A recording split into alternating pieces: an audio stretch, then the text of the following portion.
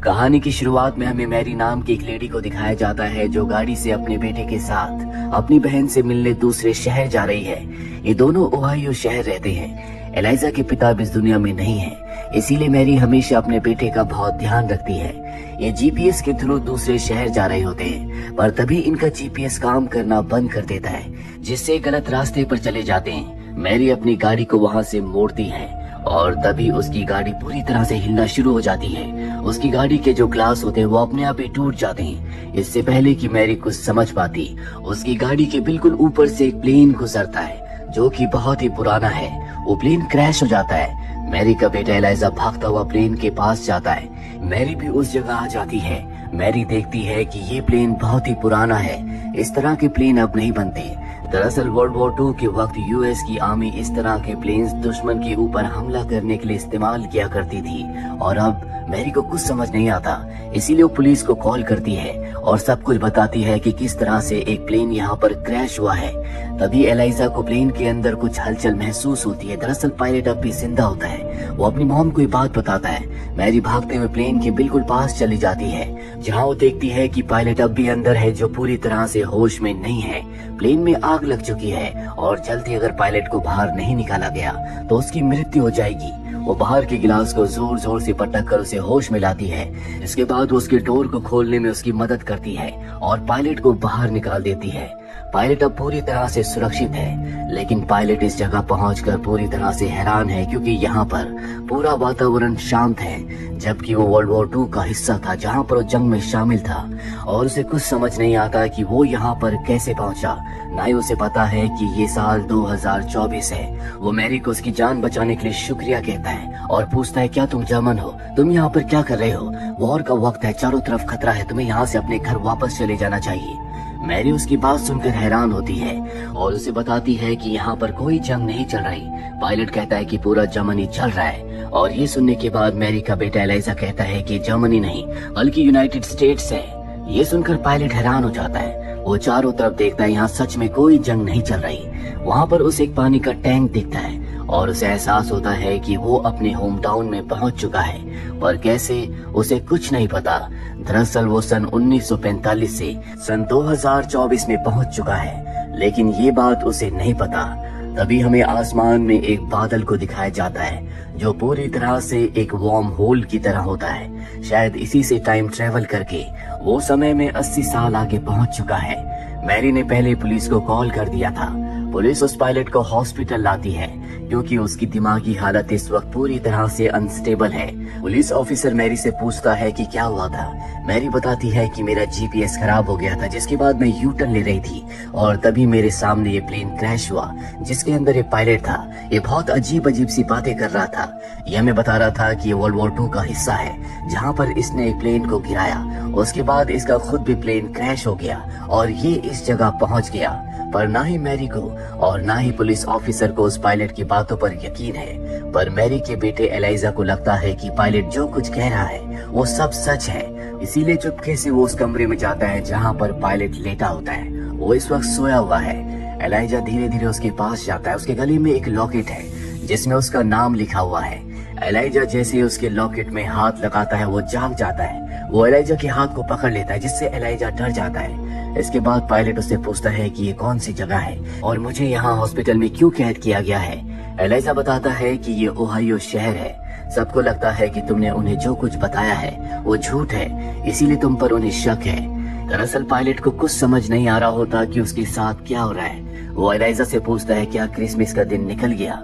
उसकी बात सुनकर एलाइजा हैरान हो जाता है। वो कहता है कि वो तो दिसंबर में आता है और ये सितंबर का महीना है, जिसका मतलब ये है कि अब भी क्रिसमस आने में बहुत महीने बाकी हैं। पायलट जब लड़ रहा था तो वो दिसंबर का महीना था। वो क्रिसमस में अपने घर जाना चाहता था।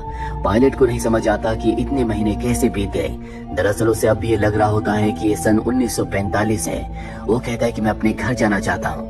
एलाइजा कहता है कि ये लोग तुम्हें यहाँ से नहीं जाने देंगे।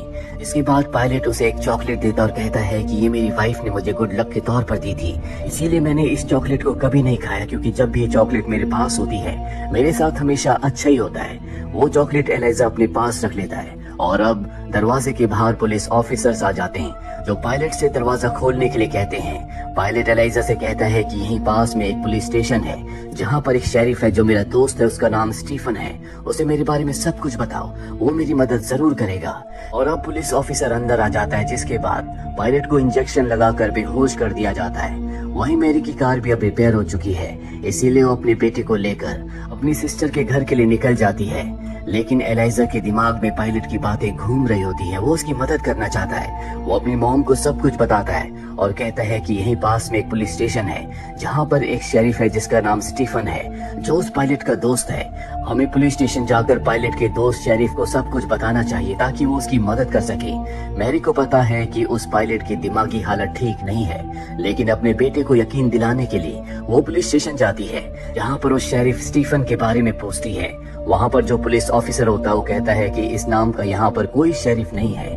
वही उसका बेटा एलाइजा अलमीरा में रखी पुरानी चीजों को देख रहा होता है। तभी उसकी नजर एक फोटो पर जाती है जो कि ब्लैक एंड व्हाइट है। एलाइजा बड़ी चालाकी से उस फोटो को अपने पास रख लेता है। इसके बाद उसकी मॉम उसे बाहर लाती है, जहाँ पर एलाइजा अपनी मॉम को फोटो दिखाता है। पहले तो उसकी मॉम को उस पर बहुत गुस्सा आता है, क्योंकि बिना किसी की परमिशन के उसने उस फोटो को वहाँ से उठाया था। और अब एलाइजा कहता है कि फोटो देखो सन 1930 की है और इस फोटो में वही पायलट है जिसका प्लेन क्रैश हुआ है। लेकिन उसकी मॉम को अब भी उस पर विश्वास नहीं है। वो कहती है कि हो सकता है कि ये उसके ग्रैंडफादर हो। वही हमें उस साइट को दिखाया जाता है जहाँ पर प्लेन क्रैश हुआ था। वहाँ पर गवर्नमेंट की एक खास टीम आती है, जिसमें बेल नाम का एक ऑफिसर भी होता है जो पूरी की पूरी टीम को लीड कर रहा है। उसके साथ उसकी असिस्टेंट भी है। वो अपने गैजेट से आसमान में उस बादल को देखता है जो एक वार्म होल की तरह होता है। ऐसा लगता है जैसे बेल को इस बारे में पहले से पता है। इस तरह की घटनाएं पहले भी हुई हैं। वो अपने असिस्टेंट से कहता है कि पायलट पर हॉस्पिटल में नजर रखो, जिसके बाद असिस्टेंट अपनी टीम लेकर पायलट पर नजर रखने के लिए हॉस्पिटल की तरफ निकल पड़ती है। यहाँ पर अब वैज्ञानिकों की एक टीम आती है। इन्हें पता चलता है कि इस जगह पर कई बार अपने आप ही जमीन वाइब्रेट होती है और इसी वाइब्रेशन की वजह से मैरी की गाड़ी के ग्लासेस अपने आप ही टूट गए थे। अब एक वैज्ञानिक ऑफिसर बेल को कहता है कि हमें पता है कि इस तरह की सिचुएशंस को किस तरह से हैंडल किया जाता है, पर अगर हम उस पायलट को वापस उसके वक्त में नहीं भेज पाए तो हम क्या करेंगे। बेल उसकी बात का कोई जवाब नहीं देता। वही हॉस्पिटल में हमें पायलट को दिखाया जाता है जो नर्स को बेहोश करके एक ऑफिसर के कपड़े पहनकर वहाँ से बाहर निकलने में कामयाब हो जाता है। उसके सामने से एक लड़की गुजरती है जो वीडियो कॉल पर किसी से बातें कर रही होती है। पायलट ये देखकर हैरान हो जाता है, क्योंकि उसके वक्त में इस तरह के गैजेट्स नहीं थे, ना ही मोबाइल थे। आसमान से एक फाइटर जेट भी निकलता है। उसे भी देखकर वो हैरान हो जाता है, क्योंकि ये बहुत ही एडवांस है। साथ ही यहाँ पार्किंग में जितनी भी गाड़ियाँ होती हैं, उसके वक्त में इस तरह की एडवांस गाड़ियाँ नहीं थी। पायलट को समझ में आ जाता है कि कुछ न कुछ गड़बड़ है। वहीं एलाइजा और उसकी मॉम को दिखाया जाता है। इनकी गाड़ी ओवरहीट हो जाती है, इसीलिए वो अपनी गाड़ी को एक गैस स्टेशन पर रोकती है। वो गाड़ी से बाहर उतरती है। एलाइजा को गाड़ी के अंदर एक लेटर मिलता है, जिससे उसे पता चलता है उसकी मॉम उसकी आंट से उसे मिलवाने के लिए नहीं बल्कि उसे वहाँ पर छोड़ने के लिए जा रही है और अब वो वहीं पर रहेगा। दरअसल उसकी मॉम अब उसे अकेले नहीं संभाल सकती। उसके पिता इस दुनिया में नहीं है, जो खुद भी एक पायलट थे, लेकिन अफगानिस्तान की जंग में उसके पिता की मृत्यु हो गई। इस बात से एलाइजा को बहुत गुस्सा आता है, क्योंकि वो अपनी मॉम के साथ रहना चाहता है। हालांकि उसकी मॉम भी उसे छोड़ना नहीं चाहती, लेकिन वो मजबूर है। और अब जब ये गाड़ी से यहाँ से निकलते हैं, तभी इनकी गाड़ी से एक बाइक टकराती है और ये बाइक उसी पायलट की होती है जो हॉस्पिटल से भागा था। एलाइजा और उसकी मॉम गाड़ी से बाहर आते हैं, जहाँ पर एलाइजा उस पायलट को फोटो दिखाता है जो उसने पुलिस स्टेशन से ली थी। उस फोटो को पायलट पहचान जाता है। कहता है कि ये मैं हूँ और मेरे साथ जो खड़ा है ये मेरा वही दोस्त है जो कि शेरिफ है, जिसका नाम स्टीफन है। मैं भी पहले एक पुलिस ऑफिसर था, लेकिन जब पर्ल हार्बर के ऊपर हमला हुआ उसके बाद मैंने आर्मी ज्वाइन कर ली। अब एलाइजा अपनी मॉम से कहता है कि हमें इस पायलट की मदद करनी चाहिए। मैरी उसकी बात मान जाती है, जिसके बाद वो पायलट से पूछती है कि तुम कहाँ जाना चाहते हो। पायलट कहता है कि मैं अपने घर जाना चाहता हूँ, मेरी वाइफ मेरा इंतजार कर रही होगी। मैरी उसकी बात मान जाती है और अब वो उसे अपनी गाड़ी में लिफ्ट देती है। लेकिन पायलट को कुछ समझ नहीं आ रहा होता कि उसका घर कहाँ पर है, क्योंकि सब कुछ बदल चुका है। जो घर पहले जहाँ पर थे अब वो घर वहाँ पर नहीं है और नए नए घर बन चुके हैं। शहर का पूरा नक्शा बदल चुका है, लेकिन बहुत ढूंढने पर उसे अपना घर मिल जाता है। वो भागते हुए घर के अंदर जाता है, जहाँ वो अपनी पत्नी को आवाज देता है, पर वहाँ से एक नर्स बाहर निकलती है जो कहती है कि उसकी तबीयत बहुत ज्यादा खराब है। अगर तुम उससे मिलना चाहते हो तो तुम्हें इंतजार करना होगा।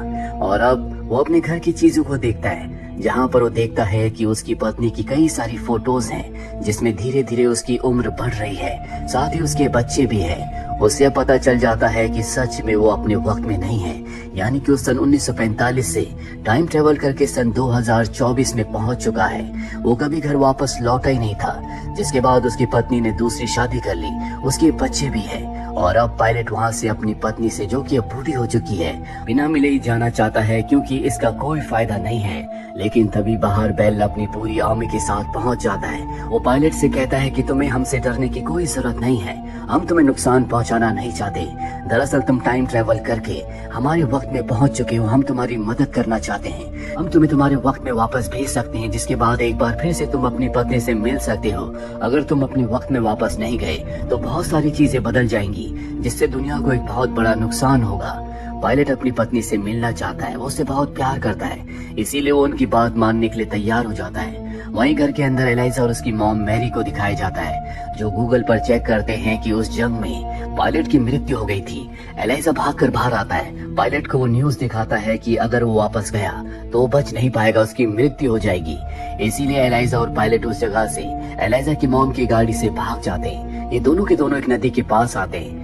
दरअसल एलाइजा को पायलट के अंदर अपने पिता की छवि दिखती है, इसीलिए वो नहीं चाहता कि पायलट वापस जाए, वो उसी के साथ रहना चाहता है। पायलट एलाइजा को नदी के पार एक इमारत दिखाता और बताता है कि जंग में जाने से पहले मैं अपनी वाइफ के साथ उस जगह गया था जहाँ पर हमने डांस किया था, और अब शायद सही यही होगा कि मुझे वापस अपने समय में चले जाना चाहिए। एलाइजा कहता है कि तुम नहीं जा सकते, मेरे पिता भी एक पायलट थे, और अगर तुम समय यात्रा करके यहाँ पर आए हो तो शायद ये ईश्वर की मर्जी है, वो चाहते हैं कि हम साथ रहें। पायलट कहता है कि नहीं, शायद मुझे जाना ही होगा।